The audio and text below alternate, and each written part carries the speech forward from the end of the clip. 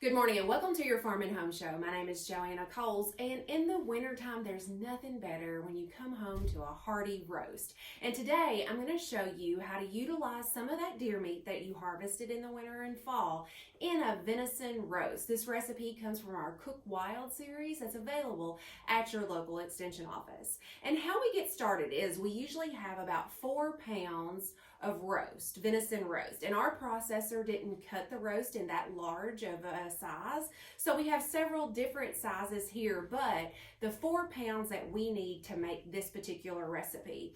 And so what we're going to do is we're going to take these roasts and we're going to season them with some salt.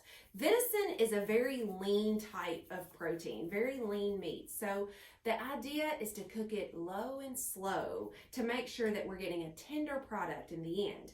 And what I have here is a couple tablespoons of flour, and we're going to take our roast and we're going to kind of roll it around in the flour. Now this serves a couple different purposes. One, it's going to help thicken our sauce that the roast is going to cook in, as well as it's going to make a nice seared crust.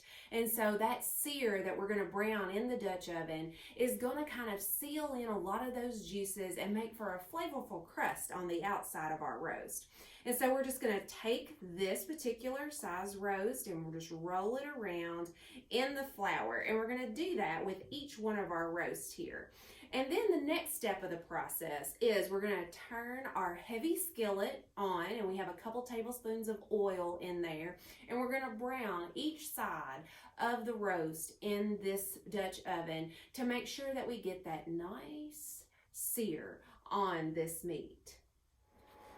All right, we have our skillet heated up, and so we're just going to take our rolled roast and flour and go ahead and put it in here to brown all sides of the roast. And then once we get all those sides browned, we're going to place it in a slow cooker that's lined with a slow cooker bag for easy cleanup.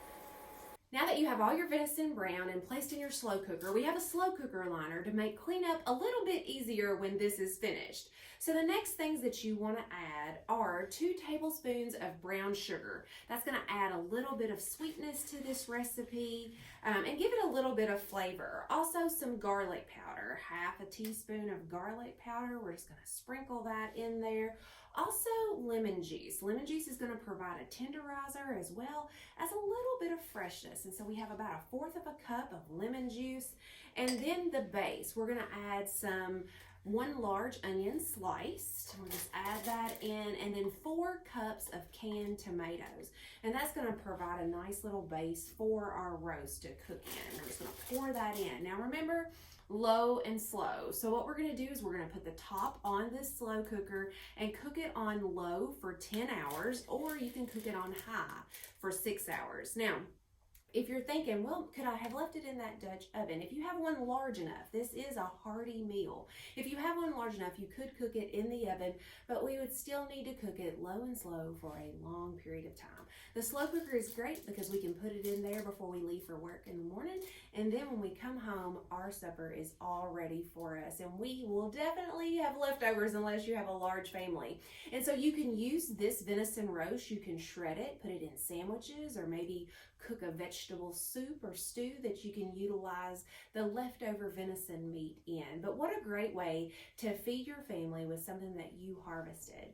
Now, if you're thinking about more Cook Wild recipes, you can contact your local extension office and we'll be happy to provide those for you to be able to utilize. And we have everything from rabbit to duck, all kinds of turkey, fish in our Cook Wild series. We also have other information for you to cook beef roast, as well as maybe some ideas that you might need for your supper time. I know a lot of times in the new year we think about meal planning and being more prepared and setting some health goals for us and our family. And if that's you, make sure to call us. We'd be happy to help you do any of those things at your local extension office. Now, I can't wait to serve this up. The way we're going to plate this is with a baked potato and maybe a side of vegetables, and it's going to be a complete meal. So if you have any questions about cooking or cooking wild game, make sure you contact us at your local extension office. We appreciate you watching the Farm and Home Show, and we hope you have a great day.